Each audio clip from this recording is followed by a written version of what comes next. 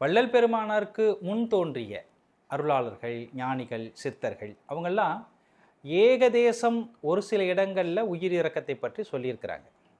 ரொம்ப குறைவு. அதில் நிறைய என்ன மேலோங்கி இருக்கும்னா பக்தி மேலோங்கி இருக்கும், ஒழுக்கம் சொல்லப்பட்டுள்ளது, தவம், கடுமையாக தவம் இயற்றியவர்கள் அப்படியெல்லாம் இருந்தாங்க.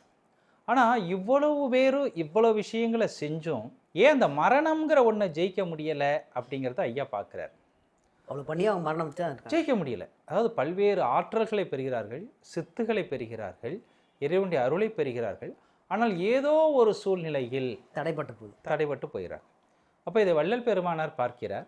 அப்போ எது அங்கே குறையுது அப்படின்னு பார்த்தா தயவு, பிற உயிர்கள் மீது காட்டக்கூடிய கருணை, இந்த ஜீவ காருண்யம், இதுதான் இங்கே இல்லாமல் இருக்குது அப்படிங்கிறத கண்டுபிடிக்கிறார் பெருமானார். அப்போ கண்டுபிடிச்சதுக்கு அப்புறம் அந்த ஜீவகாருண்யத்தை ஒழுக்கமாக கொண்டு வருகிறார். ஐயா அது கொடுக்குற பேரே ஜீவகாருண்ய ஒழுக்கம். ஒழுக்கம்னா நீங்கள் பிரின்சிபல், அதை பின்பற்றணும். அதில் எக்ஸ்கியூஸே உங்களுக்கு கிடையாது, கட்டாயம். ஒழுக்கம்னா அது அப்படி தான், அப்படி அதை ஒழுக்கமாக கொண்டு வந்து வைக்கிறார். இதுவரை நம்ம என்ன பண்ணுவோம்னா, ஒருத்தவங்க உதவின்னு கேட்குறாங்க, முடிந்தால் செய்வது, இல்லை விருப்பப்பட்டால் செய்வது அப்படிங்கிற நிலை இருந்தது.